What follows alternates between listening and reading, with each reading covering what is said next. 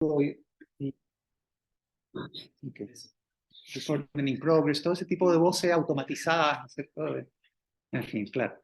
Así que hoy comenzamos con este texto. Es un texto difícil, por eso voy a hacer algunas aclaraciones de terminología que aparecen en el medio. O sea, si ustedes se animan a leerlo tal como está en la plataforma Canvas, nosotros usamos una traducción mexicana bastante apropiada de este texto, que apareció en la revista Crítica en el año 83, 1983, 20 años después del original inglés más o menos, ¿no? Y ese texto, esa traducción es muy correcta, pero igual tiene algunos tecnicismos este texto, entonces conviene comenzar por algunas cuestiones, por despejar algunas cuestiones de vocabulario. ¿Mm?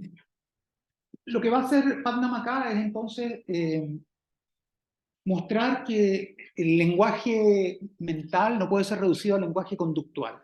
¿Mm? Que era un poco uno de los aspectos de la propuesta de Gilbert Ryle, ¿no? ¿Se acuerdan que yo te diría que era incluso la parte más atractiva, más seductora de la propuesta, que tenía que ver con lo que vimos en la segunda hora de la sesión pasada?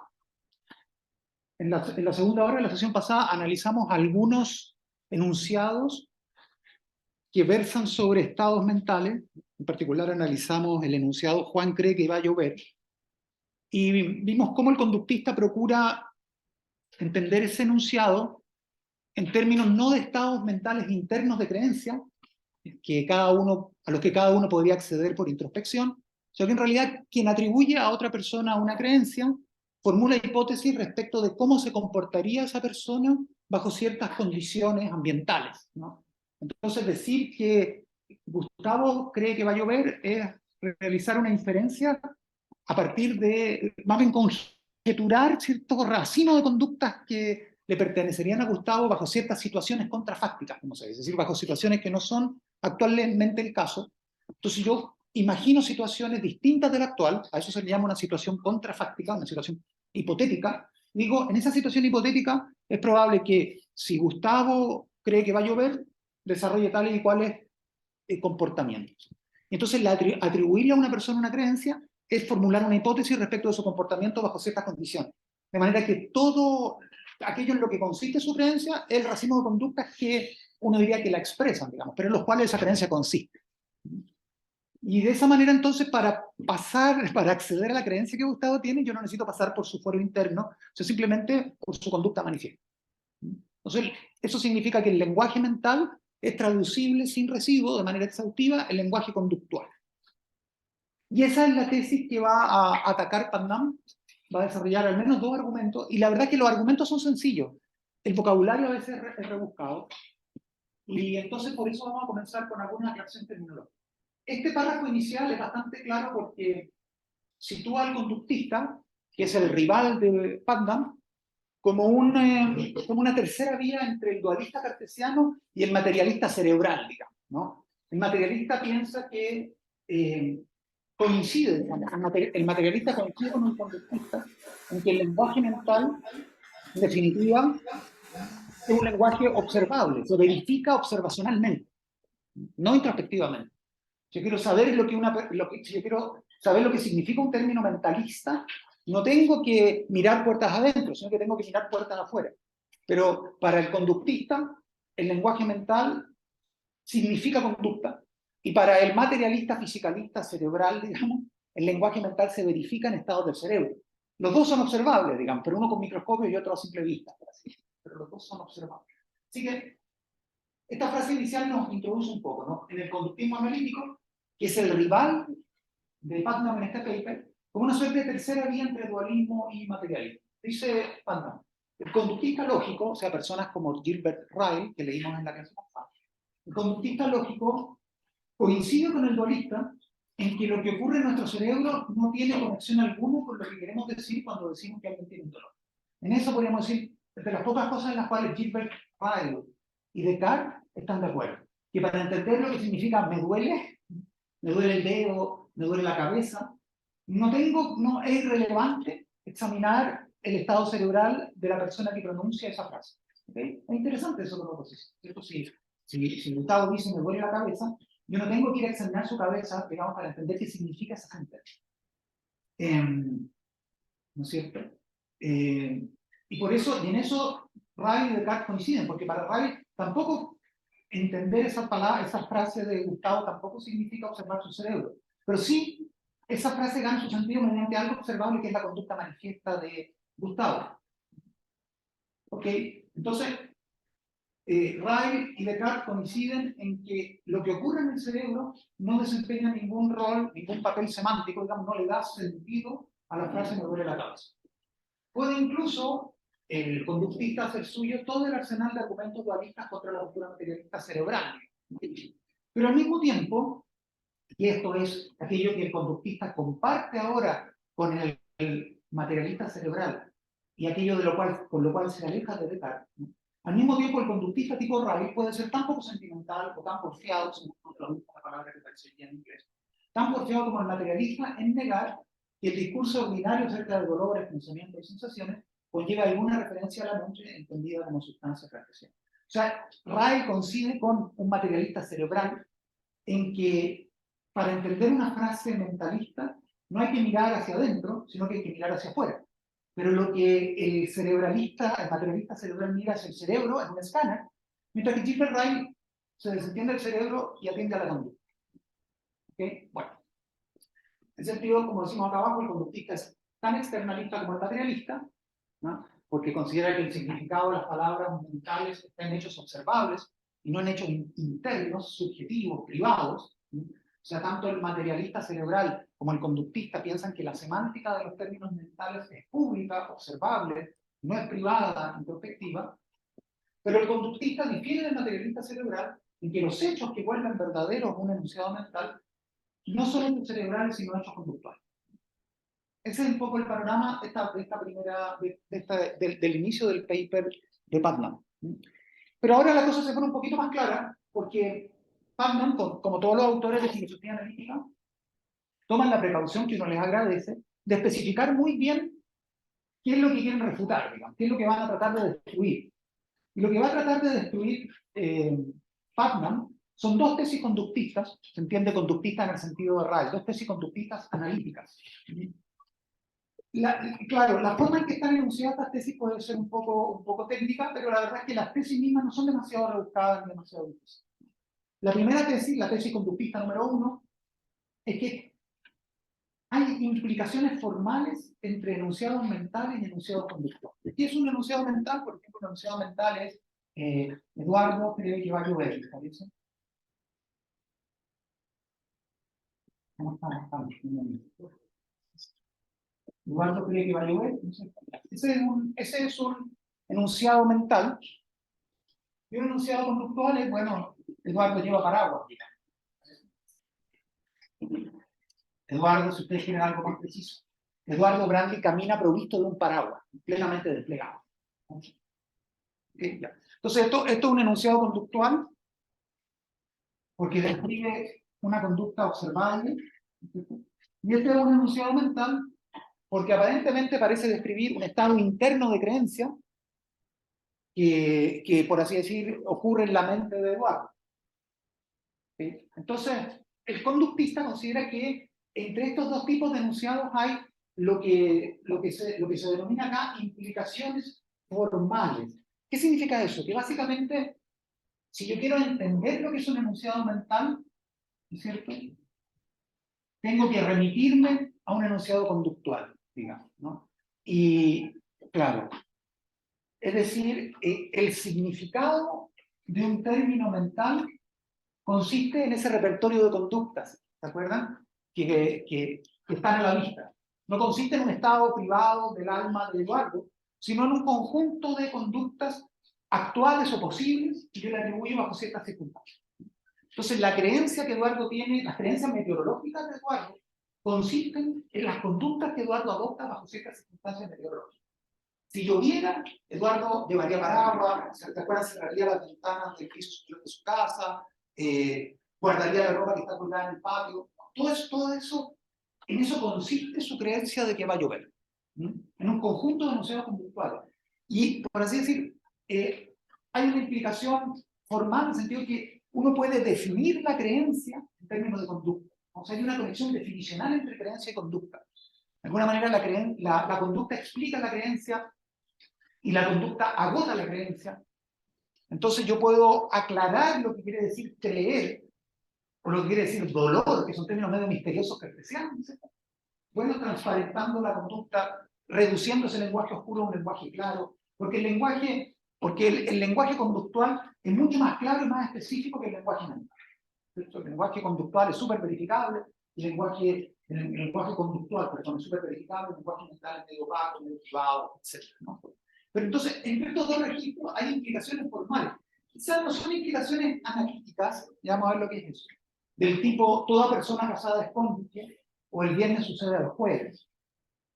Pero sin embargo, esas implicaciones se siguen en algún sentido de los significados de las palabras mentales. O sea, el sentido de los términos mentales implica conductas, digamos, ¿no? Y si yo quiero entender un término mental, yo lo puedo traducir en términos de conducta, ¿no? Y a eso le va a llamar este autor implicaciones formales analíticas.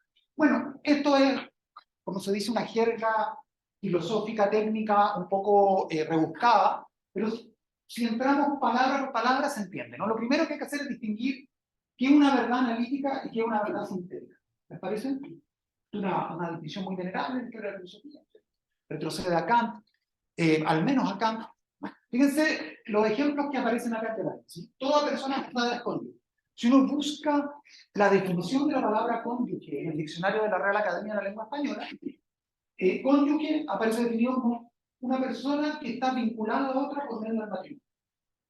Entonces, basta entender lo que casado significa, ¿no es cierto?, para saber qué implica la noción de cónyuge, ¿no? Hay una implicación formal, una implicación analítica entre casado y cónyuge. Estos dos términos son, si ustedes quieren, interdefinibles, ¿no? Uno de ellos nos lleva al otro, hay una transición del uno al otro, uno de ellos se puede aclarar en términos del otro, son términos intercambiables, que dan a entender lo mismo, casado y cónyuge. ¿Ok? Entonces, el que entiende lo que es el concepto de matrimonio, entiende lo que es el concepto de cónyuge, el que entiende el concepto de cónyuge, entiende el de matrimonio, y eso es una implicación analítica estricta. Hay estricta sinonimia entre esas dos nociones, son sinónimos, ¿no?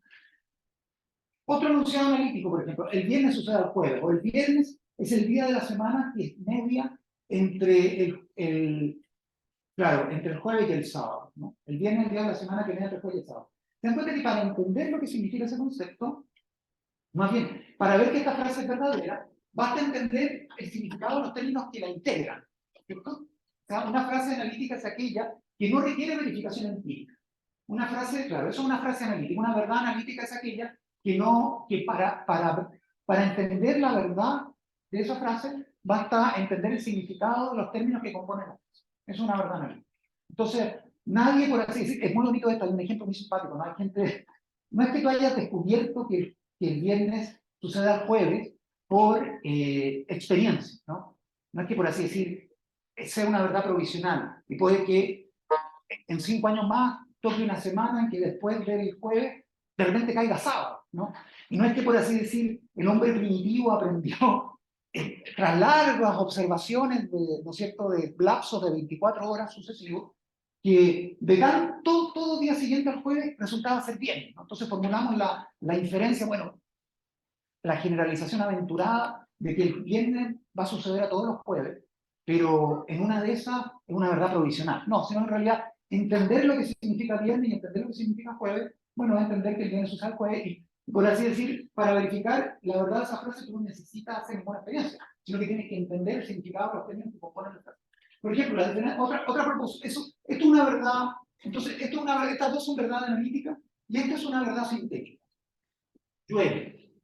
Si yo digo esto, llueve, la única manera de detectar si esa proposición es verdadera o falsa consiste en mirar por la ventana. Comprender lo que significa llover no acredita inmediatamente que esa frase sea verdadera. O sea, la verdad o falsedad de esa frase no depende de las palabras que la compongan, sino del mundo, si el mundo concuerda o no con la frase. Por así decir, todas las frases que requieren verificación, más allá de los términos que las componen, todas las frases cuya verdad se inspecciona mirando por la ventana, ¿no?, son verdades sintéticas, mientras que aquellas frases para cuya verificación basta comprender el significado de los términos, esas son frases, son verdades analíticas, ¿no? ¿Okay? Y claro, lo que nos dice el conductista quizá no es algo tan fuerte como que hay sinonimia estricta entre llevar paraguas y creer que va a llover. Quizá la relación entre llevar paraguas por una parte y creer que va a llover por la otra no es tan inmediata como la que hay entre cónyuge y casado, ¿cierto?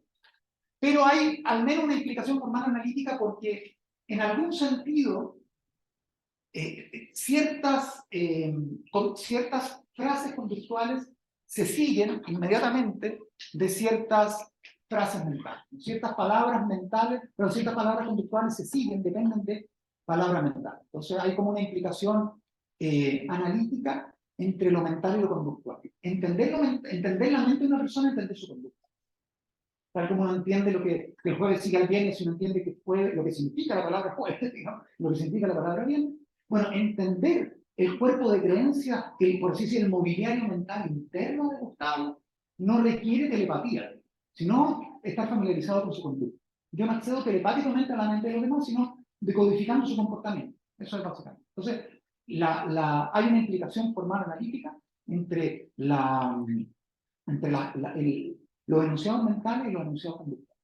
Es un poquito la tesis. Una tesis más blanda que digamos, que casado cónyuge o viene versus jueves, digamos, pero de todas maneras una implicación todavía puramente lógica, semántica, ¿no es cierto? Analítica. Está más cerca de lo analítico que de lo sintético, lo que me quiere decir. O sea, entender lo mental, la relación que hay entre la mente y la conducta, se parece más a la relación que hay entre casado y cónyuge que a la relación que hay entre llueve y mirar por la ventana. Yo le decía que llueve es una verdad sintética, es decir, la verdad de esta proposición depende únicamente de mirar por la ventana. Pero en cambio, esta es una verdad analítica. Llueve o bien llueve o bien no llueve. ¿Se imaginan? Este es un ejemplo típico, ¿no? Que el hombre del pronóstico del tiempo, no el hombre que da el pronóstico del tiempo, se la jugara con pronósticos infalibles, ¿no? Que dijera siempre, o bien llueve o bien no llueve. Por supuesto que tiene manera de equivocarse, ¿no? Son verdades necesarias. Pero para que esa proposición sea verdadera, basta con entender lo que significa los términos clave. Voy a ver en este caso. En dos instancias, una de ellas negada. El que entiende lo que significa llover, sabe que no hay tercera posibilidad que llueva o no llueve, por lo tanto, esa proposición es siempre verdadera, no hace falta mirar por la ventana. ¿Ok? Bueno, esa es la primera tesis. La tesis que hay, por así decir, una implicación súper fuerte entre lo mental y lo conductual, que permite traducir lo mental en términos de conducta. Y entender la mente de otro, entender cómo se comporta. Ya, esa es la primera tesis conductista. Y la segunda tesis conductista es que, ¿por qué la conexión no es tan directa? Porque, aunque por así decir, uno puede definir, es súper fuerte definir, ¿cierto? Definir es establecer una identidad.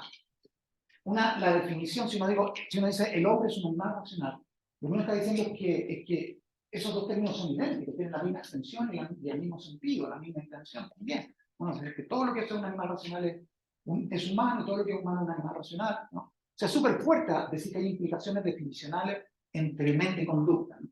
Pero si no resulta la traducción, esa es la tesis conductista número 2, se debe, es decir, si no podemos, que si bien estas, por así decirlo, estas implicaciones formales o definicionales que hay entre lo conductual, entre lo mental y lo conductual, no alcanza para definir, para proveer una traducción completa del lenguaje mental al lenguaje conductual, esto se debe a lo que decía yo un poquito antes, y es que el lenguaje mental es mucho más ambiguo que el lenguaje.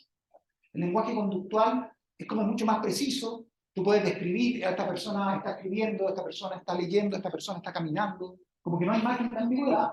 Hay, por así decir, una correlación uno a uno entre un enunciado conductual y su referente. No es tan difícil. Pero, en cambio, un estado mental parece que admite realizaciones conductuales variables, ¿no? O sea, hasta el conductista tipo Rice se da cuenta de eso. Hay muchas maneras de expresar la tristeza. Hay personas que no es que la tristeza sea algo distinto de las conductas que lo expresan, sino que la tristeza consiste en un racimo de conductas. Entonces, el lenguaje mental es un poco más ambiguo que el conductual. No hay muchas maneras de caminar de un lugar a otro, pero sí hay muchas maneras de estar triste, ¿no? Entonces, el lenguaje conductual es como más preciso, el lenguaje mental es un poco más ambiguo. Y esa es la única diferencia que hay entre los dos, pero si no hay pasarelas directas, ¿no es cierto?, entre lo que te permiten definir lo mental en términos conductuales. Ya, esas son las dos tesis que va a atacar Putnam en el paper. Lo que estoy haciendo ahora es como una lectura guiada del paper que ustedes tienen en Canva. Y una vez precisadas estas tesis del conductista duro, analítico, tipo Riley, va a proponer Putnam dos cuestiones centrales, dos útiles que le van a permitir desmontar estas dos tesis. Uno va a ser entender los conceptos mentales como conceptos cúmulo, ¿no? Una traducción, es la traducción de que aparece en el paper mexicano, digamos, en el texto mexicano que estamos usando, conceptos cúmulo, ¿no? Una mala traducción, dice cluster concepts. ¿Qué dice la original? Cluster concepts. Cluster concepts.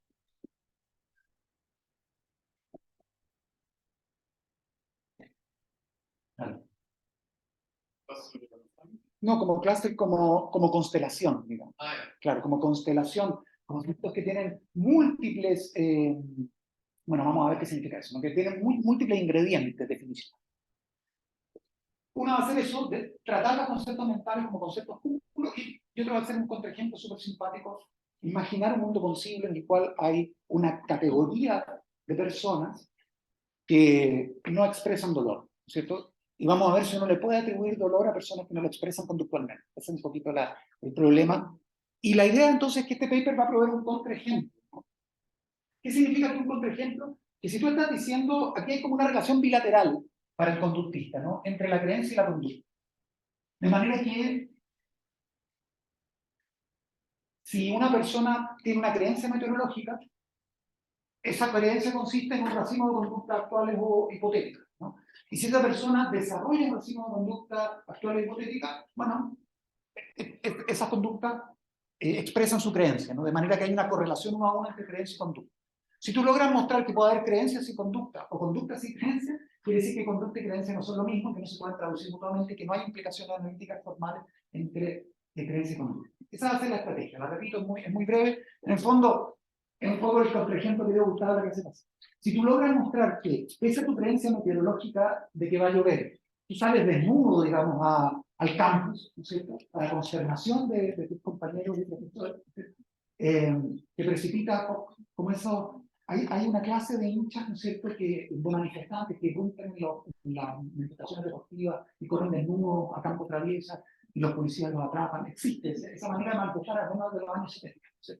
Bueno, si tú logras mostrar que esa conducta es perfectamente compatible con tu creencia de que va a llover, ya no puedes hacer una correlación uno a uno entre cierto tipo de conducta y cierto tipo de creencia, y puedes mostrar en el fondo que las creencias son tan plásticas que no las puedes asociar uno a uno a un cuerpo de conducta, y que cualquier conducta es compatible con cualquier creencia, que hay creencias que no tienen conducta típica, que es conducta típica que no está correlacionada con una y solo una creencia, y entonces ahí colapsa el circuito de implicación formal analítica que te lleva de uno a uno, que te lleva de una conducta a un cuerpo de creencia y de un cuerpo de creencia a, perdón, de una creencia a un cuerpo de conducta y de un cuerpo de conducta a una creencia, ¿no? Bien.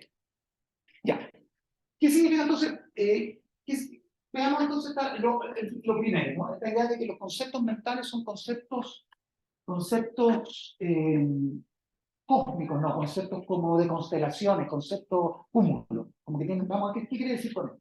Bueno, una implicación formal analítica. ¿En qué está pensando? Es bastante claro, pues, esto de implicación formal analítica. Suena más complicado de lo que es, ¿no? Porque es muy fácil.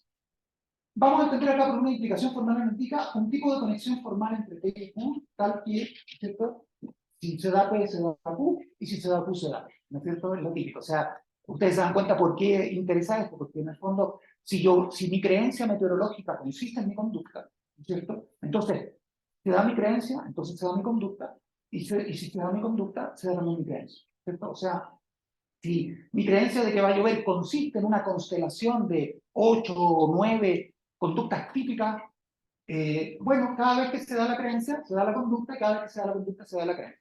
¿Ok? Entonces, si hay conducta, hay creencia, y si hay creencia en conducta, hay como un circuito cerrado y una implicación mutua, una mutua implicación, hay un bicondicional, digamos, de conducta y creencia. Y aquí hay algunos ejemplos. Estos son dos ejemplos que da Putnam. Normalmente, la gente que padece esclerosis múltiple tiene alguno o todos los síntomas siguientes. Y ahí propone una constelación de síntomas. Síntomas 1, 2, pueden ser 18 síntomas, ¿no? Y al mismo tiempo, normalmente la gente que tiene alguno o todos los síntomas siguientes, ese 1 a ese 18, digamos, bueno, padece esclerosis. Entonces ahí tú tienes, va a usar los conceptos de enfermedad como tipos de conceptos cúmulo que le van a servir para proponer que los conceptos mentales son parecidos a los conceptos que usamos para diagnosticar y hablar de enfermedades. Bueno, entonces, toda la gente que tiene una cierta enfermedad tiene un cuerpo de síntomas característicos. Y toda la gente que tiene un cuerpo de síntomas característicos suele tener la misma enfermedad. Entonces, ahí hay una implicación bilateral entre síntomas y entre los síntomas y su causa. Cada vez que está la causa, están los síntomas, cada vez que están los síntomas, está la causa. Eso, si hubiera una implicación formal entre un cuadro sintomático y su causa. Pallman cree que no, de hecho, da muy buenos argumentos para decir que no, pero para entender lo que significa una implicación formal, supongamos que lo hubiera. Supongamos que una persona que tiene esclerosis múltiple tiene un conjunto de dificultades motoras, digamos, que constituyen un cuadro sintomático característico, de manera tal que cada vez que una persona tiene esa enfermedad, tiene esos síntomas, y cada vez que tiene esos síntomas, o solo puede tener esos síntomas si tiene esa enfermedad. ¿Okay? Y algo parecido entonces funciona para los conceptos mentales, por ejemplo, el concepto de dolor. Normalmente cuando uno dice ay, tiene dolor, supongamos que el dolor se expresara solo de esa manera. Pero por supuesto el dolor se expresa de múltiples maneras y ustedes pueden suplementar esto con varias otras conductas típicas de dolor, ¿no es cierto? Retorcerse, maldecir, ¿no es cierto? A veces el léxico se degrada cuando uno tiene dolor, ¿no es cierto? Se profieren garabatos, como he dicho de otra manera. Entonces, normalmente cuando uno dice ay, tiene dolor, normalmente de manera recíproca, ¿no es cierto? Cuando uno tiene dolor, dice ay. Entonces hay una correlación. Aquí está, el enunciado mental es Eduardo tiene dolor, y el enunciado conductual es Eduardo dice ay, ¿no es cierto? Para usar aquí el ejemplo de Pato, ¿no? O sea, hay un enunciado mental y un enunciado conductual, y hay una implicación formal analítica entre ambos, porque cada vez que se da uno, se da el otro, y cada vez que se da el otro, se da el uno. Y eso permitiría una traducción de lo mental a lo conductual. Porque fenómenos tan misteriosos como el dolor, que para Descartes es algo que solo puede constarle a Eduardo de manera directa, resulta que ahora nos consta a todos nosotros. Que Eduardo despliega un conjunto de conductas características. Dice, si dice ay, le duele. Si le duele, dice ay. Bueno, ok, eso es una explicación formal analítica, es decir, algún tipo de conexión lógica entre los términos de un enunciado. Bien, ahora hay un contraste bien interesante, esto es muy bonito, entre la manera en que uno aprende el vocabulario mental y la manera en que uno aprende a usar otro tipo de trozos del lenguaje, otro tipo de palabras, ¿no? Pensemos, por ejemplo, el ejemplo que da Pallman es el de los términos cromáticos, ¿no? Y uno aprende los términos cromáticos recurriendo a ejemplos o a estándares que son públicamente accesibles en una comunidad. Básicamente uno enseña a un niño lo que significa la palabra rojo, mostrándole objetos que comparten esa característica y haciéndole que se concentre en esa característica, y entonces eso le permite extender el color que aplica a uno de esos objetos a todos los demás que se parezcan a ese objeto. Pero básicamente, nosotros aprendemos los términos cromáticos recurriendo a ejemplos estándar que tienen esa característica, que están a la vista, a lo que todos podemos acceder. Entonces, si el esquema de aprendizaje sería más o menos el siguiente. Si el objeto A tiene la misma cualidad que el objeto B, y el objeto B se denomina rojo, entonces el objeto A puede denominarse rojo. Podemos aplicarle legítimamente la misma palabra que aplicábamos al primero. Si comparamos objetos que comparten una misma cualidad y extendemos la denominación que aplicábamos al primero al segundo. Entonces un niño aprende a ampliar progresivamente la clase de las cosas rojas, incluyendo en esa clase objetos que se parecen a algún objeto paradigmático al cual él aplicó ese nombre por primera vez. Entonces aquí tenemos, por ejemplo, un tomate, y cualquier otro objeto que sea cromáticamente afín al tomate, bueno, él va a aplicar el mismo término cromático que aplica el tomate. Iba a decir que la frutilla y la manzana son rojas. Bien, entonces, estos son ejemplos, bueno, de un cierto aprendizaje, de una cierta porción de nuestro lenguaje. Pero en el caso de las sensaciones cartesianas, de la experiencia mental, no aprendemos a hablar de la misma manera, porque para que el esquema de aprendizaje fuese el mismo, tendría que ocurrir lo siguiente, tendría que ocurrir esto. Si la sensación que, por ejemplo, si la sensación que usted experimenta ahora se siente igual que, o tiene la misma cualidad que esta otra sensación, digamos la sensación que experimenta Juan en el instante de uno, y la sensación de Juan se denomina dolor, o Juan denomina dolor a esa sensación, entonces su sensación puede denominarse legítimamente dolor. Sería interesante que ese esquema pudiera funcionar en el caso del lenguaje de sensaciones, del lenguaje aplicado a la sensación, del lenguaje privado, ¿no? Sería fantástico que yo pudiese comparar mi experiencia actual con alguna otra experiencia privada, por ejemplo, no sé, introducirme telepáticamente en la mente de Jorge y comparar lo que él llama dolor de muelas con lo que yo estoy experimentando ahora. Y si la cualidad que tiene mi experiencia se asemeja a la cualidad que detecto telepáticamente en la experiencia de Jorge, entonces yo podré extender la palabra que Jorge usa para referirse a su dolor de muelas, podré extenderla a ese estado cualitativamente similar que experimento yo ahora, ¿no? Pero por supuesto, como dice Putnam, la dificultad estriba en que los dolores no son comparables entre sí, como las frutas son comparables entre sí, ¿no? La dificultad estriba en que yo no puedo tener la sensación que tiene Jorge en el instante T1, a menos que yo sea Jorge y que este sea el instante T1, digamos, ¿no? Entonces, por así decir, parece que los criterios para usar la palabra dolor no son los mismos que los criterios para usar la palabra rojo. Porque para usar la palabra rojo, yo dispongo de ese esquema de aprendizaje, pero yo no puedo comparar mi sensación con otra sensación para apreciar que son cualitativamente similares y entonces nombrar a la segunda con la misma palabra que se nombra a la primera. Eso obviamente no está disponible porque nadie puede experimentar sensaciones ajenas. Si hubiera resultado el proyecto de la parapsicología que yo le mencionaba, no sé, casi un tiro estaba vigente todavía en la Universidad de Duke en Estados Unidos, ahí tendríamos quizá la manera de vivenciar sensaciones ajenas. Increíble, ¿no? Saber cómo le sabe a otro la fruta que yo estoy degustando, pero saberlo como en primera persona. ¿No? Sería muy interesante. ¿Ok? Bueno. Entonces, ahí tenemos dos modos, digamos, más bien un modo de aprender nombres que no aplica a otros nombres. ¿Cierto? Parece ser que la palabra dolor, que es el ejemplo mascota que va a tomar acá Putnam como vocabulario mental, ¿no? No se aprende de la misma manera que se aprenden otras palabras de nuestro vocabulario. Bueno, y ahora viene la última distinción terminológica técnica, ¿verdad? Junto con las implicaciones formales y analíticas, que va a servir en este paper, que es la distinción entre intención y extensión, que quizá las personas que estudian letras acá y las personas que estudian filosofía ciertamente han visto en algún curso, ¿no? Fíjense que no son conceptos demasiado difíciles. No sé si te podría pedir, Andrés, si puedes leer la definición de intención. Intención con S, ¿eh? No es que haya cuando hay intención con C, bueno, es un término de la filosofía moral, ¿no es cierto? No lo dice adrede, no lo dice intencionalmente, pero cuando es con S, no pertenece a la filosofía moral, sino más bien a la semántica, no a la filosofía del lenguaje.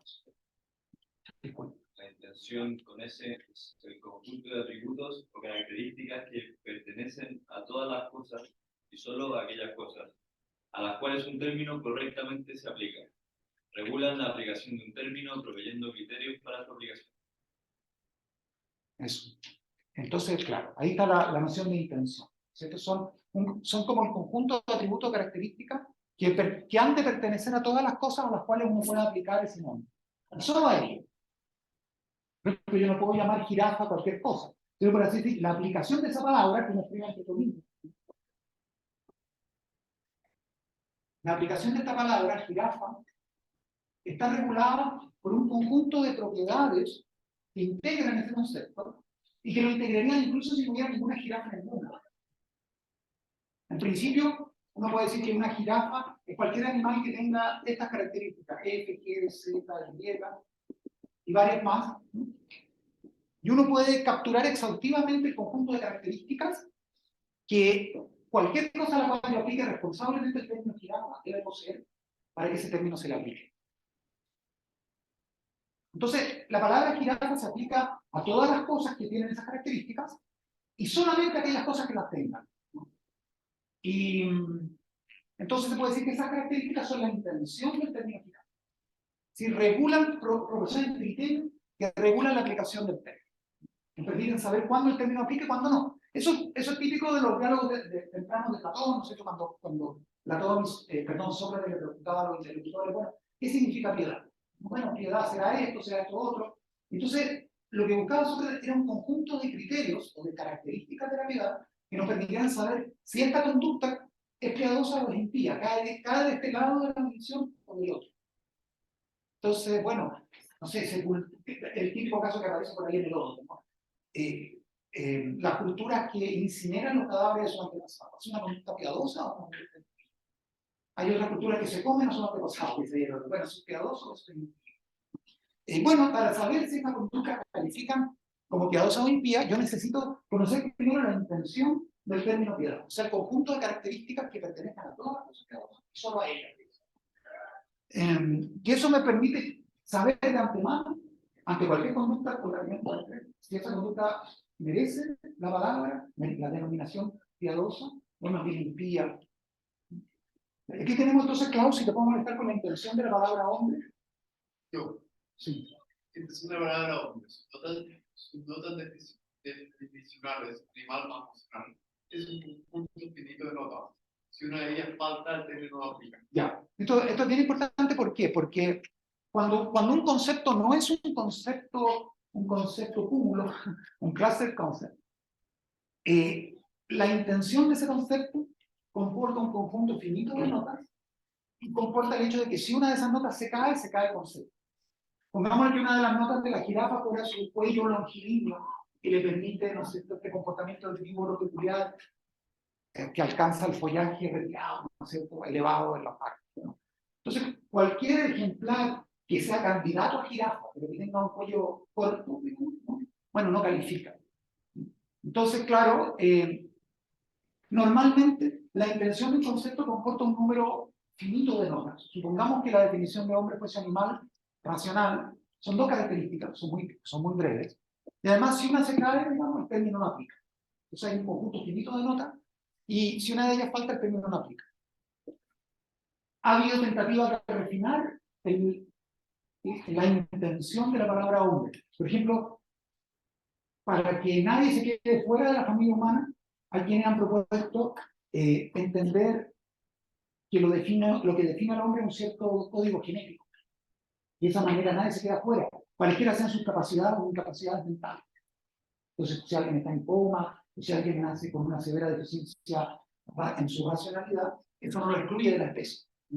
Y otros que piensan, no es necesaria esa modificación, porque en realidad basta pertenecer filogenéticamente a la especie de los animales racionales para que el individuo, aunque esté privado de esas capacidades características, igual integre la clase de los hombres, ¿no? De todas maneras es interesante porque es una cuestión muy bonita que tiene que ver con la intención de la palabra. No son 67 notas las que componen la definición, y en el caso de estos conceptos basta que nadie se caiga para que el concepto no aplique. Por ejemplo, pensemos en el triángulo, una figura delimitada por tres segmentos. También ahí tenemos que esa es la intención de la palabra triángulo, que te sirve como criterio para reconocer si aquella figura concreta que alguien está trazando sobre una superficie es triangular o no. Entonces usa la intención del concepto de triángulo como criterio. ¿Para qué? Para determinar la extensión, es decir, para determinar cuántos individuos caen o no, qué individuos caen o no, qué individuos o no cumplen con esas condiciones que la intención pone. La intención pone cierto rango de propiedades que delimitan de antemano la adscripción o la pertenencia a esa clase.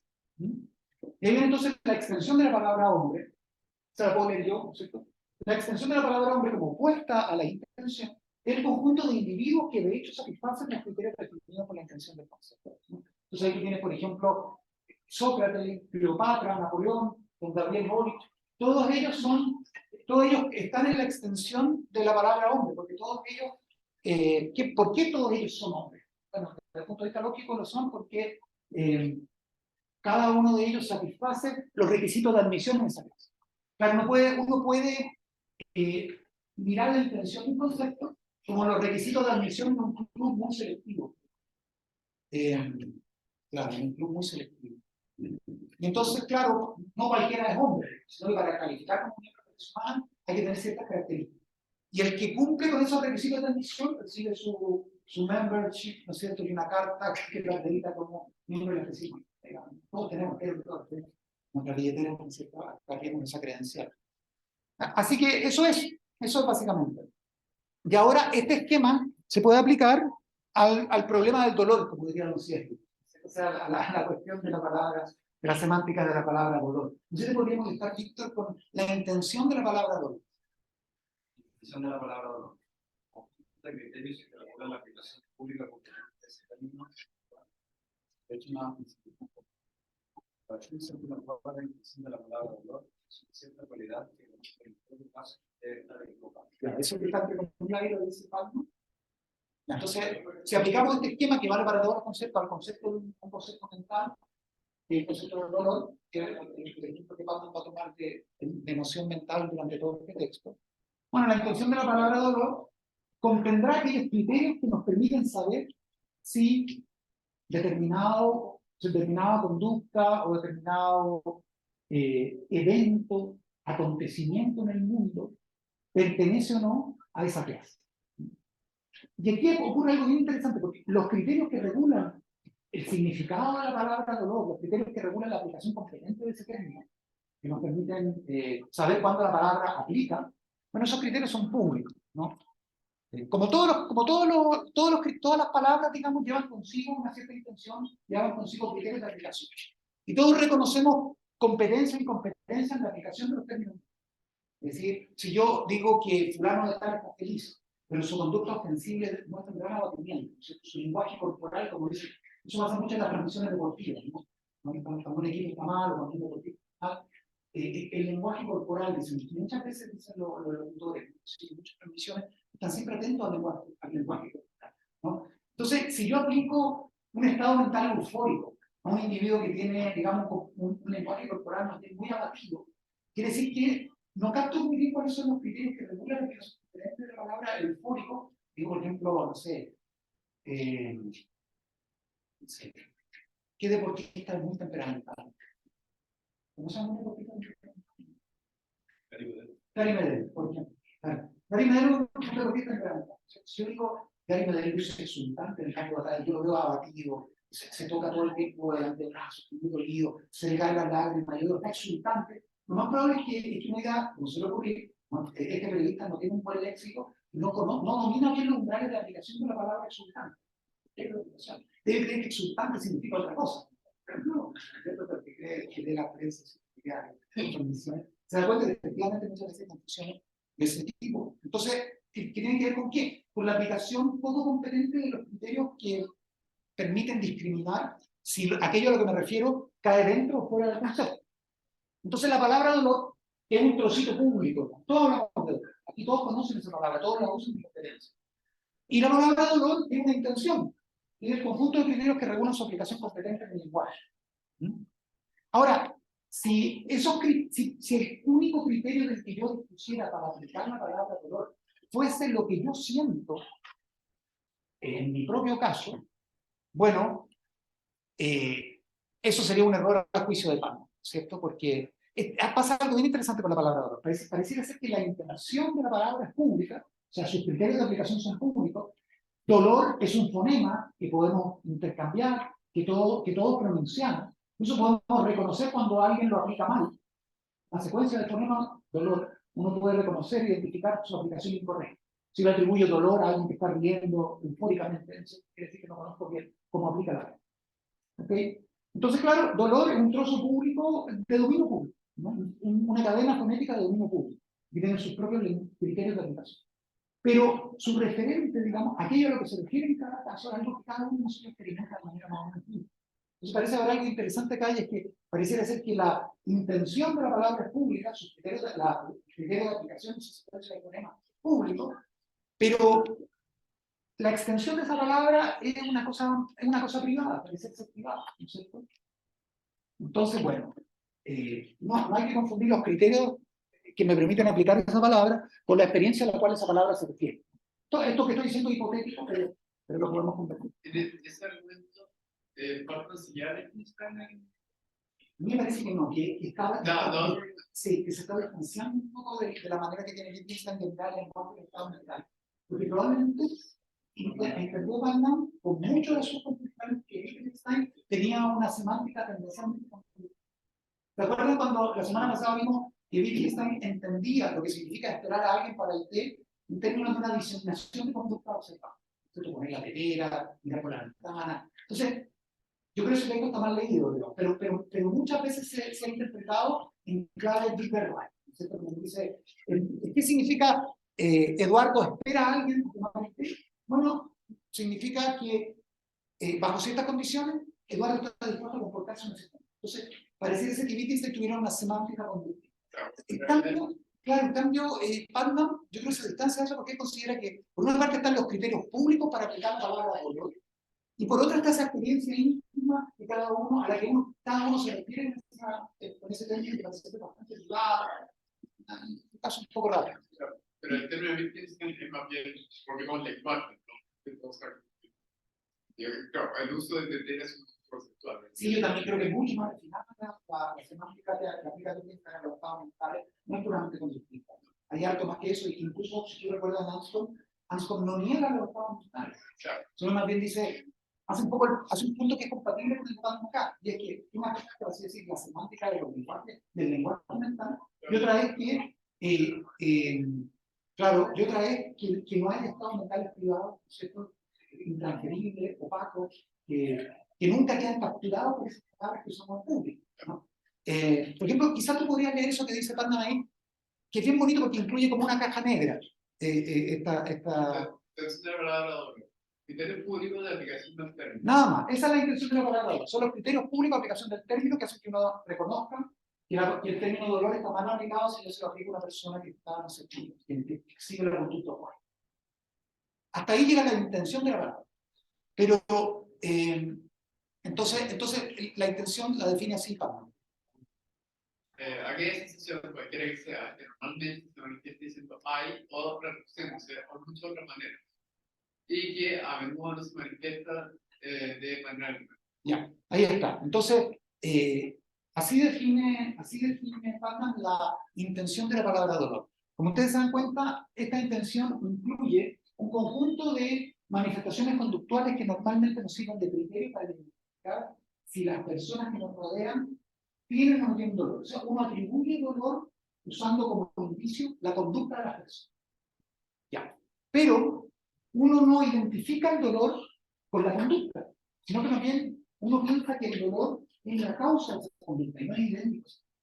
Y esa causa es inescrutable.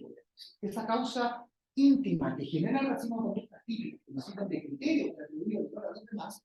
Bueno, eso es íntimo, eso es lo que causa el dolor. No hay que confundir la conducta del dolor con su causa mental, ¿no? Se rehabilita un poco la noción de causa y dice que los términos mentales no son sinónimos del conjunto de conductas que nos sirven para rastrearnos y para atribuirse a los seres humanos. O sea, es verdad que, y ahí viene la comparación con la enfermedad, porque pensar de otra manera sería creer que una enfermedad consiste en los síntomas que la manifiestan.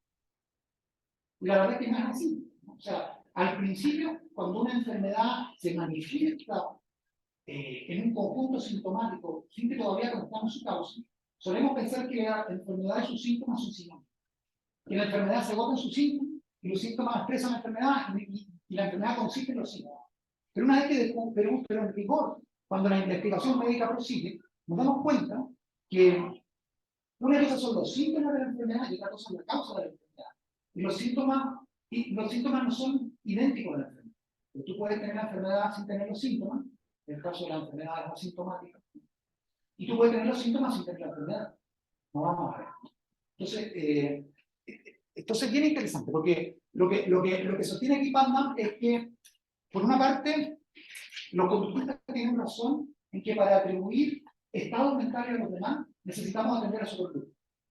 Pero se distancian los conductistas porque afirman que los estados mentales no son idénticos a la conducta, sino que son la causa de la conducta. Entonces, en la palabra dolor, tú tienes aquella sensación, cualquiera que sea y que cada uno experimenta, que nadie puede experimentar por otro, que está en la raíz de las siguientes expresiones verbales. Hay, ¿no? De los siguientes movimientos humanos.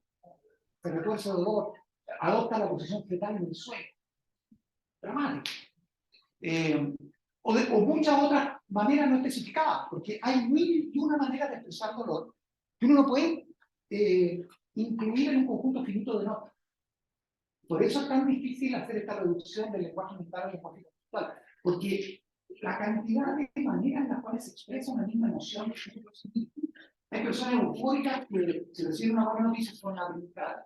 Hay personas flemáticas que en el opuesto del grupo digo que levantan las cejas. Y entonces el arco conductual que expresa una emoción puede ser muy variable. Entonces es muy difícil rastrear, o más bien entablar una sinonimia, una relación de sinonimia. Yo un estado mental y las conductas típicas que expreso. Porque esas conductas son muchas. El estado mental es uno solo. ¿Okay? Y además incluye otra posibilidad, y esta es la más significativa, que el dolor es aquella sensación que se puede manifestarse de muchas maneras, pero que a veces no se manifiesta de ninguna.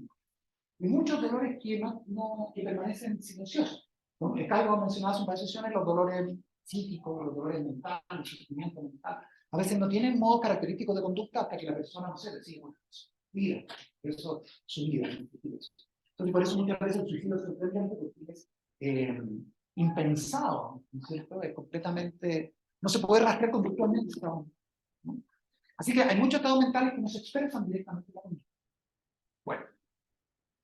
¿Ok? Entonces uno podría pensar que, bueno, en fin, quedemos hasta acá y hacemos el café, ¿les parece? Disculpen, estamos en 10, 15 minutos. Estamos unidos. Qué maravilla. Lo compraste, ¿no? Yo no. Soy... No, qué lindo es. El primer capítulo de la historia de la falacia Es una maravilla. aunque no sé si me... ¿Cuál es la intención? Ahí está, ya.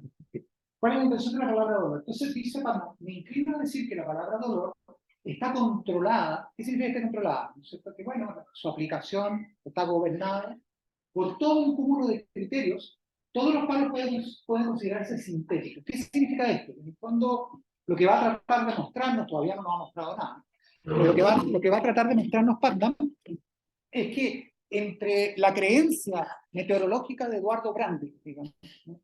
y su conducta de portador de paraguas, ¿no? No hay esta conexión uno a uno tan directa, no hay esta conexión analítica que nos permitiría, por así decir, inferir, al ver a Eduardo deambular con un paraguas, en qué estado mental se encuentra, digamos, ¿no? Y poder explicar ese estado mental en términos de la conducta de portar un paraguas, digamos. En fin. Entonces los criterios son sintéticos, es decir, todos los criterios que uno acumula para atribuirle a una persona un estado mental no guardan ninguna relación lógica, de implicación lógica, entre esas conductas y el estado mental. Es decir, un estado mental cualquiera, eso es lo que va a tratar de mostrar, no implica ciertas conductas, ¿cierto? Aun cuando pueda estar asociado regularmente con ellas. ¿Sí? Dicho de otra manera, para que se dé un estado mental, no es necesario que se dé ninguna de las expresiones características, y, segunda tesis, muchas de las expresiones conductuales características de un estado mental pueden darse en ausencia de ese estado mental.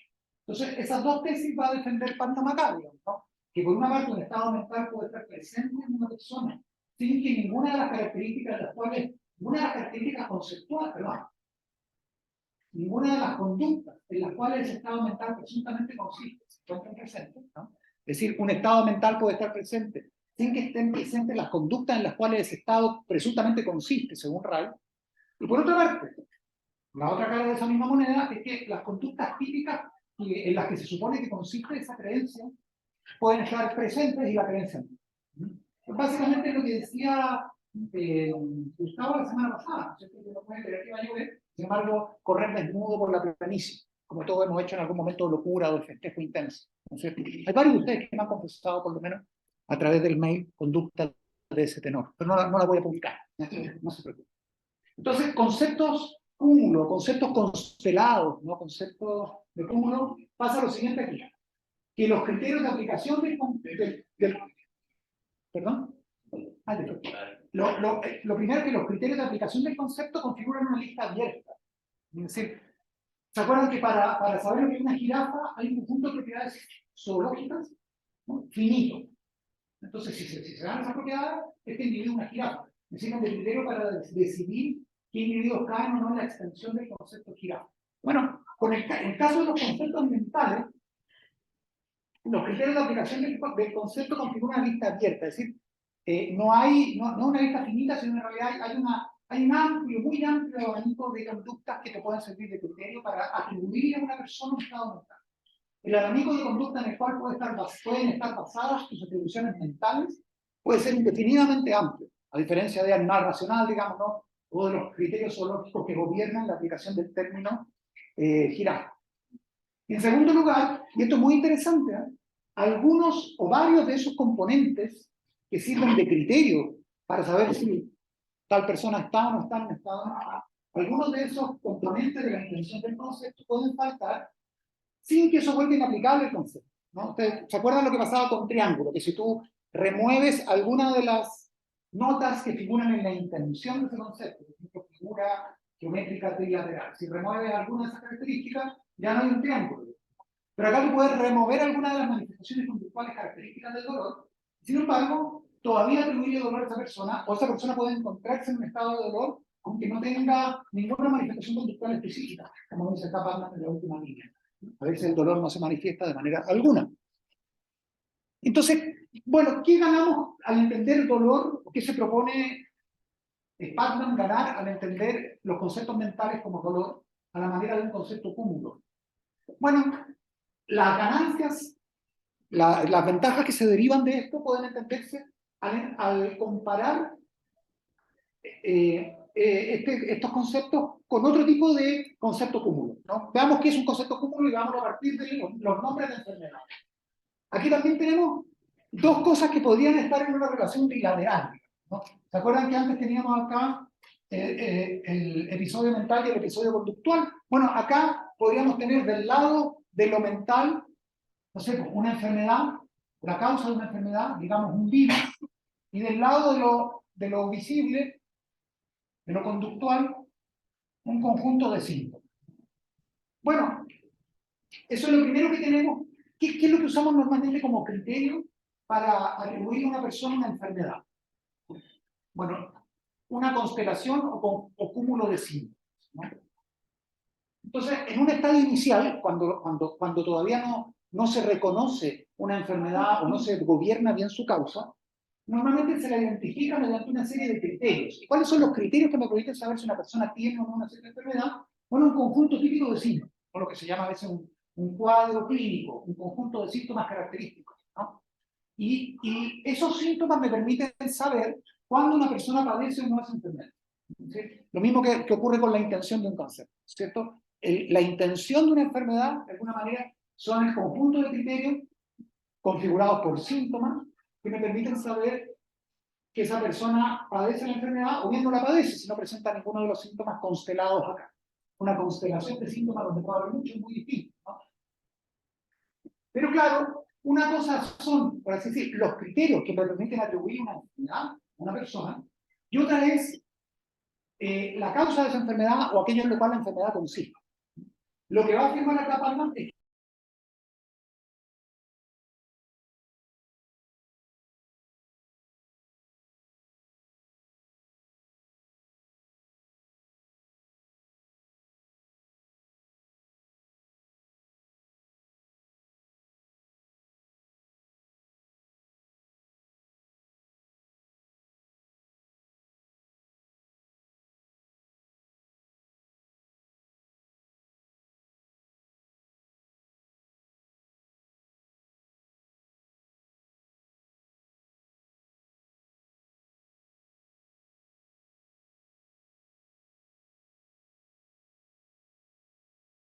entonces, los síntomas suelen servir como criterio para detectar la presencia de la enfermedad, pero una vez que tiene un cuadro sintomático bien definido y encuentra su causa, puede empezar a distinguir entre los síntomas y la enfermedad propiamente.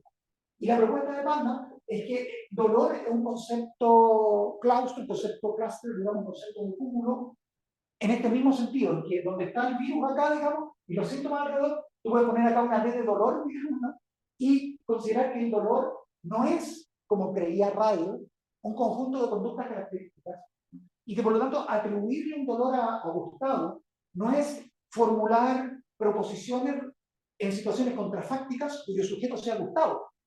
Porque eso es lo que piensa Ryder, ¿no es cierto? Que decir que a Gustavo le duele la cabeza es imaginar una serie de situaciones contrafácticas que no son las actuales y anticipar la conducta de Gustavo en esa situación. Es decir, si alguien prende la luz, Gustavo va a hacer esto, va a cerrar los ojos repentinamente, etcétera, etcétera. Entonces, sería una correcta decir que los síntomas y la causa son predicados de la causa del primer orden, que son más como solamente que los síntomas efectivamente son el primer orden. Exacto, es como la definición aristotélica entre lo primero para nosotros y lo primero por naturaleza. Es una definición metodológica que está en Aristóteles, ¿no? Por el fondo tú primero vas de los síntomas a hipotetizas una causa, pero una vez que tienes la causa, ¿no es cierto? En eso la causa es el rasgo definicional por excelencia, ¿no es cierto? Bueno, hay un ejemplo muy bonito de Aristóteles usa un ejemplo parecido al que usan a veces los filósofos. Entonces dice, la primera definición de trueno es ruido en las nubes, ¿no? Esto lo dice para los que les interesa la etimología antigua, digamos, ¿no? De los analíticos posteriores. Libro segundo, capítulo 8 a 10. Ahí discute Aristóteles la noción de trueno y otra noción asociada, la noción de eclipse. Entonces, él dice, la primera definición de trueno es ruido en las nubes. Puramente sintomática.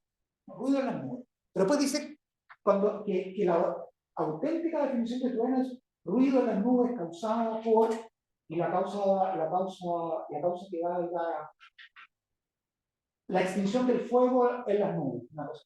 Claro. Él pensaba que las nubes, cuando chocaban, generaban fricción, producían un fuego, y el agua, la humedad de la que era cortada, el nube lo extinguía, y el ruido de la extinción, como, bueno, eso es un trueno. No es pensaba Aristóteles. O por lo menos, ni siquiera podemos decir eso pensaba Aristóteles. Esa es la opinión meteorológica que Aristóteles reporta en el Analíticos Posteriores de 1.8. Y él entonces piensa ahí que la definición completa, como dice tú, Klaus, incluye en la causa. Entonces puede ocurrir que todos los síntomas estén presentes, pero el virus no. Y la misma relación cree él que hay entre el dolor y sus expresiones conductuales características. Entonces, alguien puede tener el dolor de manera asintomática, tal como alguien puede ser portador asintomático de una enfermedad. Consideremos que los síntomas son las conductas ostensivas y el virus es el concepto mental, dolor. Entonces, tal como hay portadores asintomáticos de una enfermedad y que sin embargo no desarrollan los síntomas característicos, esto ocurre mucho. Por ejemplo, en el COVID, ¿se acuerdan ustedes que había portadores no sintomáticos del COVID? Que eran gente muy peligrosa, de la cual había que alejarse, porque su presencia era enfermada sin que ellos estuvieran enfermos, ¿no? Entonces, muy interesante el portador asintomático, porque ¿qué tenemos que decir de él? ¿Que tiene polio o que no tiene polio en este tema? Bueno, Pandam te dice que sí, porque lo que decide de la presencia o ausencia de la enfermedad, digamos, ¿no?, es el virus, es la presencia o no del virus, ¿no? Entonces, aunque el cuadro sintomático te sirve inicialmente para rastrear los umbrales de aplicación del concepto, una vez que descubre la causa subyacente, la causa tiene preeminencia sobre el cuadro sintomático. Entonces, una persona que está afectada por el virus, pero que no lo expresa sintomáticamente, bueno, tiene polio, digamos, ¿no? Y a la vez, puede haber una persona que sea portadora de todos los síntomas característicos del polio, que lo despliegue, digamos, ¿no? Pero cada uno de esos síntomas esté causado por un cuadro clínico diferente y no por una única causa común. ¿Okay? Bien. Entonces, no sé si te podría pedir, Klaus, si pudiera leer esta línea. De manera semejante, si se descubriera un virus que fuese normal y casi invariablemente la causa de lo que ahora llamamos esclerosis múltiple, la hipótesis de que este virus es la causa de esclerosis múltiple no quedaría falseada por el hecho que, en unos pocos casos excepcionales, pues es posible tener todos los síntomas de esclerosis múltiple debido a alguna otra combinación de factores. Ya, entonces aquí tenemos, en el pequeño esquema que sucede a esta sentencia, tenemos los síntomas característicos de la esclerosis múltiple. Supongamos que esa enfermedad tiene un origen viral. ¿Okay? Entonces, resulta que el síntoma 1 puede estar causado por un cuadro P, el síntoma 2 por un cuadro R, el síntoma 3 por un cuadro Z, y así. sí, ¿no? Una persona puede tener todos los síntomas de la esclerosis múltiple debido a alguna otra combinación de factores causales sin tener el virus, ¿no? Bueno, de igual manera, una persona puede desplegar todas las conductas de alguien, todas las conductas que en circunstancias normales no harían atribuirle la creencia de que va a llover sin que tenga esa creencia. Y al revés, puede tener la creencia de que va a llover sin que esa creencia vaya acompañada por todos los síntomas. Cuando si Gustavo cree que va a llover, pero corre desnudo por el campus, digamos, ¿no? ¿No es cierto? Bajo la tormenta. Bueno, ahí tenemos el caso de una creencia sintomática. Es como si fuera un portador sintomático de una enfermedad. Que su conducta niega su creencia, digamos, pero de todas maneras la conducta no es condición necesaria de la creencia, digamos, no es condición suficiente para tener una creencia. Porque puede tener la creencia sin la conducta y puede tener la conducta sin la creencia, tal como alguien puede tener colectivamente todos los síntomas que definen una enfermedad sin tener la enfermedad, o inversamente puede tener la enfermedad sin tener los síntomas que la definen, que nos permiten, que operan como criterio normalmente para atribuirlo, ¿no? Bien, entonces, Klaus, disculpa, estas últimas 4 líneas acá abajo. Por supuesto que todo esto llevaría al lexicográfico. Al lexicógrafo, que es una persona, que un lexicógrafo, o los que estudian literatura lo deben saber, una persona que registra definiciones en un diccionario, ¿no? Las personas que registran las distintas secciones de las palabras en el diccionario de la Real Academia, son todos ellos lexicógrafos, ¿no es cierto? Entonces, estos hechos llevarían al lexicógrafo a rechazar la opinión de que el jurisprudente significa la presencia simultánea de tales y cuales síntomas. En vez de ello, diría que la jurisprudente significa la enfermedad que es normalmente responsable de todos o alguno de los síntomas. Claro, y así como funcionan los conceptos cúmulo de enfermedades, piensa Putnam contra Ryle que funcionan los conceptos mentales, ¿no es cierto? Que en general nuestra noción de dolor no es sinónima de la presencia simultánea de tales y cuales rasgos conductuales observables, ¿no? Sino que más bien uno diría que el dolor es aquella condición que normalmente es responsable de todos o algunos de los síntomas siguientes. Por ejemplo, una persona que tiene dolor normalmente profiere palabras de grueso calibre, ¿cierto? En voz alta. Pero puede haber otras personas que experimenten la misma sensación, la misma intensidad, el mismo voltaje, digamos, y no profieran ninguna palabra de grueso calibre. Y digan ouch, ¿no es cierto? Que es la expresión vocal que elige Putnam, ¿no? Y alguno que no haga ni eso ni lo otro, sino que más bien se ponga a brincar en una pata, digamos, ¿no? En fin, hay múltiples manifestaciones conductuales compatibles con la presencia del dolor, pero ninguna de esas manifestaciones conductuales agota la noción de dolor, sino que la noción de dolor es la causa común de esas manifestaciones, piensa Putnam. Y esto le lleva a la primera conclusión, ¿no es cierto?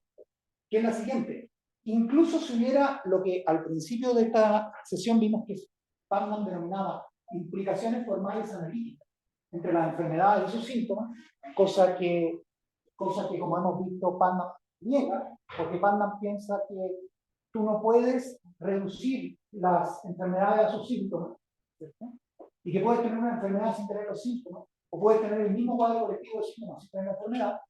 Entonces, incluso suponiendo, ex hipótesis, que hubiera implicaciones formales analíticas entre la enfermedad y sus síntomas, y aquí viene como el remate, no sé cómo puede que lo lea, de esto no se sigue. De esto no se sigue que el discurso sobre enfermedades sea traducible al discurso sobre síntomas. Los enunciados acerca de la esclerosis múltiple son traducibles, sin recibo, a enunciados acerca de los síntomas de la esclerosis múltiple. Sería confundir el lenguaje acerca de los síntomas con el lenguaje acerca de los causas. Claro, claro. Entonces, eso es muy importante para Putnam. En el fondo, a juicio de Putnam, lo que trata de hacer Gilbert Wright es, por así decir, confundir lo que le ocurre a Gilbert Wright, confunde los efectos conductuales de un estado mental con el estado mental. Y trata, en el fondo, de mapear la semántica de los términos mentales en términos conductuales. Incluso si hubiese esas implicaciones formales analíticas, que no las hay, piensa Putnam, de todas maneras, eso no significaría que hablar sobre enfermedades sea hablar sobre sus síntomas. El lenguaje acerca de los efectos no es lo mismo que el lenguaje acerca de las causas. Y aquí, bueno, la tesis de Putnam es más fuerte, es que ni siquiera hay esas implicaciones formales analíticas, por todo lo que hemos hablado, de enfermedades no sintomáticas, podemos ver, y un médico diría que un portador asintomático es una enfermedad enferma. Y al revés, ¿cierto? Uno puede tener los síntomas sin la enfermedad. Y aquí hay un caso muy simpático que da en estas conferencias online de las que yo les he hablado. Hay un profesor de California que se llama John Campbell. Le da un ejemplo muy simpático. Se pone en el caso de unos alienígenas que quisieran hacerse una idea de nuestras mentes. Y, por ejemplo, quisieran diagnosticar en qué consiste el estado de un celópata, de una persona que padece celos patológicos, ¿cierto? Entonces, claro, los alienígenas detectan que hay un racimo de conductas, unas características que desarrollan ciertas personas, mayoritariamente de sexo masculino, digamos, ¿no? y que consiste, por ejemplo, en que, no sé, desarrollan rutinas de vigilancia de su pareja, por ejemplo, ¿no? Y a las 3 de la mañana están estacionados afuera del departamento, y a las 6 de la mañana de nuevo para ver si pasó la noche afuera su pareja o no, digamos. Qué sé yo, tienen propensión a descargar aplicaciones que les permitan geolocalizar a su pareja, le abren el correo electrónico, husmean en su WhatsApp. Entonces, estas cuestiones, cada una de ellas puede verse algo distinto, pero parecen darse colectivamente en una población, y de tal manera que cuando se da una de esas suele darse también otra de las conductas características sociales, ¿no? Y claro, lo que podría ocurrir acá también, ¿no es cierto?, es que cada una de esas conductas pueda deberse a algo distinto, a causas aisladas y no a la presencia de un cuadro sintomático. Por ejemplo, puede ser que mi auto esté estacionado a las 3 de la mañana frente al departamento de mi pareja, digamos, y resulta que está ahí por razones mecánicas, no por razones sentimentales. Que me quedé en pana, estoy ahí clavado, o hay alguna otra causa que hay que coincidentalmente produzca una conducta típica de un celópata patológico, ¿cierto? Después yo puedo abrir accidentalmente la correspondencia de mi pareja porque, no sé, a veces ustedes han visto email, uno tiene varias cuentas voluntarias y bueno, a mí no me ha pasado revisar el correo de Claudio, por ejemplo, o de Carlos, o de Isabela, no sé. No, pero sí me ha pasado revisar el correo de mis hijos, correo de mi cónyuge, nada más que por tener un account, digamos, unitario. Entonces, cada una de esas conductas que colectivamente configuran un cuadro de celopatía, ¿no? Cada una de ellas puede ser cosas distintas, y entonces pueden estar presentes los síntomas sin que esté la enfermedad sentimental del caso, es la que ejemplifica aquí Campbell, simpático. Entonces, aquí viene el remate, ¿no es cierto? Que yo creo que es intuitivo, quizá lo podría haber gustado, que no se quedó el ejemplo por el tema de la lengua. Aunque el significado de dolor puede explicarse mediante la referencia a la conducta manifiesta, lo que nosotros queremos decir con dolor no es la presencia de un cúmulo de respuestas, sino la presencia de un evento o condición que normalmente causa esa respuesta. Ya, perfecto. Entonces, podríamos decir que los criterios para la aplicación normal del término dolor suelen ser conductuales. Esa es la parte de razón que le atribuye Parham al conductista analítico, digamos. Entonces, claro que normalmente los criterios, los umbrales de la aplicación del término dolor suelen ser conductuales y uno realiza inferencias respecto de en qué estado mental se encuentran los demás a partir de las conductas observables. Pero cada vez que hago esas diferencias tengo que estar plenamente consciente de que esas conductas son plenamente compatibles con la ausencia del estado mental que le estoy atribuyendo a esa persona a partir de su conducta, ¿no? Entonces, aunque el significado de la palabra dolor puede, el uso público de la palabra, de las cadenas fonéticas de palabra, la cadena fonética de significantes que configura la palabra dolor, el uso público de la palabra dolor puede estar regulado por ciertos criterios conductuales. Lo que queremos decir cuando empleamos esa palabra no es la presencia de un cúmulo de respuestas, aunque ese cúmulo de respuestas conductuales no sean de criterio usualmente, sino más bien un evento o condición que causa esa respuesta y que está, por así decir, escondido detrás, cartesianamente oculto, digamos, o cerebralmente oculto, detrás de esas conductas. Y esto nos va a conducir gradualmente a la segunda sección del paper, que es mucho más breve, mucho más compacta y mucho más fácil, que no vamos a alcanzar a ver ahora, que es la hipótesis de que hay una clase, de que por así decir, el dolor, que claro, uno puede imaginar un mundo posible. Esto es un típico recurso raro, los mundos posibles, ¿no? Un típico recurso raro que usan los filósofos contemporáneos, pero que en este caso no es raro, sino muy pertinente. ¿Por qué? Porque cuando hablamos de implicaciones analíticas o definicionales, definir una palabra es declararla equivalente a ciertas propiedades, y la definición de un término se supone que aplica, que hay un lazo muy estrecho, digamos, entre un concepto y su definición. Un lazo que no puede ser más. sea, ya, si uno considera que un hombre es un cierto tipo de mamífero, digamos, un animal racional, ¿no? Bueno, cualquier individuo al que yo pueda aplicar el nombre hombre, a ese individuo puedo aplicarle también las palabras animal racional, ¿cierto? Y eso quiere decir que en cualquier escenario contrafáctico, en cualquier situación en la que yo diga que X es un hombre, puedo decir que X es un animal racional. Que no hay ningún escenario concebible, imaginable, es decir, donde quiera que yo, como quiera que yo modifique el escenario, en cualquier situación que yo lo ponga a ese individuo, digamos, ¿no? Si es un animal racional es un hombre, si es un hombre es un animal racional. O sea, eso técnicamente, digamos, suele formularse en los siguientes términos, que hombre y animal designan lo mismo en todos los mundos posibles. En cualquier escenario contrafáctico, cualquiera sea la situación, la circunstancia, digamos, ¿no? No hay un mundo posible en el cual algo no sea un animal y sin embargo sea un hombre.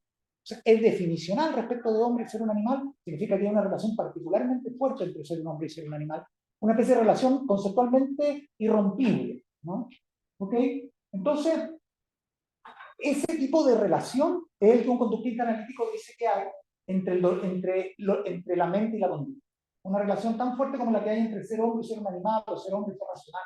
Entonces, basta que tú logres concebir un escenario en el cual tú puedas tener dolor sin tener conducta, o tú puedas tener la conducta sin tener dolor, para que rompas la conexión definicional entre dolor y conducta. Es como si tú me pudieras mostrar ahora que te puedo imaginar un hombre que no sea un animal, o que no sea racional. Bueno, si eso es para nosotros, entonces quiere decir que efectivamente esa conexión es más laxa de lo que habíamos pensado y que uno puede, que es legítimo, digamos, ¿no? Romper la conexión entre hombre y un animal. No habrá mostrado que hay un individuo X que puede ser un hombre y no ser un animal.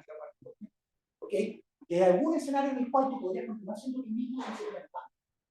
Es una locura. Fíjense, Carlos, digamos, no puede hacer el ejercicio mental de imaginar a Carlos, pero no imaginarlo como un animal. No hay Carlos, por así decirlo. Si uno remueve su animalidad, remueve también el individuo concreto, a ciertos predicados que están amarrados con el sujeto al cual se aplican de esa manera indisoluble. Entonces, si yo denomino a un individuo hombre, a ese individuo lo puedo denominar también animal racional en todos los mundos posibles. Ese tipo de conexión es la que Ray cree que hay entre creer que va a llover y andar con un paraguas. Entonces basta mostrar que hay un escenario posible en el cual tú puedes triangular con paraguas sin creer que va a llover, o creer que va a llover y no triangular con paraguas para romper la cara. Y eso es lo que hace, y eso es lo que está en la segunda parte del paper, que ustedes pueden leer solo, que no vamos a trabajar acá, que es el experimento mental de los super espartanos. Esta clase genéticamente modificada de individuos humanos, digamos, que ha logrado disociar completamente el dolor de su expresión conductual. Entonces, dice Putnam, que son individuos que experimentan dolores como nosotros, que rehuyen el dolor igual que nosotros, pero que no tienen ninguna respuesta espontánea de esas que están asociadas al dolor, esas respuestas no condicionadas, que nosotros tenemos, o retorcerse, sino que reportan dolores en el mismo estado de voz en el cual uno reporta algo diferente. Entonces, sí, estoy sufriendo un dolor desgarrado muy intenso. Pienso que puedo morir de un momento a otro. Ustedes lo dicen así, de esa manera. Entonces, basta que tú puedas concebir ese escenario para que rompas el lazo conceptual analítico, la integración formal analítica que dice Wright que existe entre los conceptos mentales y los conceptos conductuales, ¿no? Y este es el caso de los superespartanos. ¿Okay? Bueno, eso es. Hemos recorrido un poco el paper de Wright, casi como a toda velocidad. No sé si le ha parecido interesante el paper, le pareció malo el paper, pero por favor cuéntenme más, porque hay que interrumpir toda la cosa que quieran, se me olvida. Me acelero a eso porque ahora es muy difícil, todos estamos venimos emergiendo de un almuerzo que nos adormece. Me confundí. ¿Dijo Ray o esto de...? Me voy a haber equivocado y haber dicho un nombre del lugar de otro, pero lo que quiero decir es que Ray cree que hay una conexión conceptual tan dura como entre hombre y animal racional, entre creer que va a llover y va a parar. Y lo que nos muestra Putnam es que basta que sea concebible, estamos hablando de relaciones conceptuales abstractas. Basta que tú puedas imaginar un dolor que no está asociado a una conducta, o imaginar esa conducta así que está asociada a un dolor para que muestres que no hay ese lazo conceptual duro, pero esa cadena, digamos, entre mente y conducta y el conductista. Entonces, para eso imagino una clase de gente que no expresa el dolor, pero el que no lo expresa no tendría que atribuirse. De hecho, hay muchas personas súper discretas que o están muy alegres o están muy tristes, pero no lo expresan, y eso no significa que no lo sientan. Hay mucha gente súper inexpresiva que siente cosas súper intensas, ¿no? Eso es súper importante. Gente inexpresiva que tiene emociones intensas. ¿Para qué no eso siempre en literatura? ¿No? Sí, perdonen. Y para Batman, la relación de los tipos de dolores accidentales, o igual hay alguna relación, aunque sea más. Sí. No, yo creo que hay una relación un poquito más estrecha, porque de todas maneras la conducta sirve como criterio que te permite determinar en condiciones normales los rangos de aplicación de un concepto. Entonces, efectivamente forma parte de su intención, digamos, ¿no? Pero una intención muy peculiar, porque es una intención en formato cluster, digamos, en formato cúmulo. Entonces, es una colección indefinida de notas conductuales que te sirven de repertorio para aplicar el concepto de dolor, pero ninguna de esas notas es indispensable. Tal que si tú remueves, por ejemplo, ouch, esa ya le puede atribuir dolor a una persona. Si remueves los gestos faciales que normalmente expresan el dolor, pues, ¿no? Porque hay personas que pueden tener uno, dice, por eso dice alguno o todos, ¿no? Entonces, esos son los conceptos cúmulos, digamos, que tienen como una clase abierta y plástica que te sirve para fijar la aplicación del concepto. ¿No? Entonces la intención es como una intención abierta, la intención de ese concepto opera como criterio para la aplicación, pero no es definicional, ¿no? Lo que es realmente definicional, tal como los síntomas no definen la enfermedad, digamos, el estado mental, las expresiones conductuales no definen el estado mental, sino que lo que define el estado mental es la condición o evento que normalmente causa esas conductas típicas que nos sirven de criterio para la aplicación pública de la palabra. O sea, es un criterio de inteligibilidad. Al final, lo que es el comportamiento son distintas muestras inteligibles del acto mental y que la gente puede o esconder o efectivamente mostrar. Claro, exactamente. Normalmente te sirven como criterio para saber si una persona en circunstancias normales está o no en ese estado, pero tú sabes que esa ilusión es falible, ¿no es cierto? Porque puede ser que una persona se encuentre en un estado de enorme exaltación y sin embargo exhiba una conducta imperturbable, o puede que una persona esté en un estado mentalmente imperturbable y exhiba una conducta de enorme excitación, ¿no? Es decir, no hay ninguna imposibilidad de que eso ocurra, ninguna imposibilidad lógica de que eso ocurra. Y esa posibilidad lógica sirve para demostrar la conexión puramente lógico-analítica que Reich establece entre mente y conducta.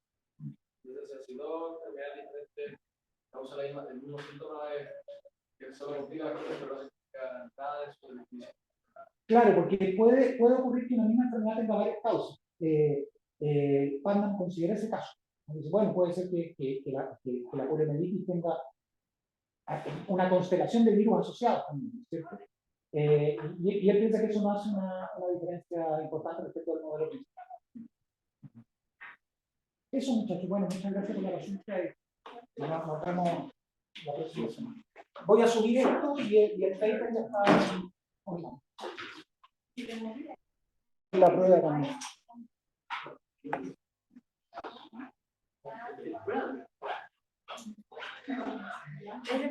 No, muchas gracias a ti, que estés muy bien. Chao, gracias.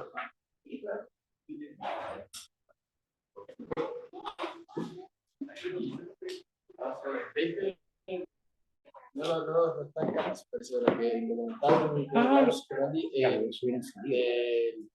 que ese siempre será un museo. Ese no está todavía, ¿no? Ese no, lo que está revisando que no. Eso, pero ese es más en cuanto va más. Ese yo creo que viene o la próxima o la subsiguiente. Hay un video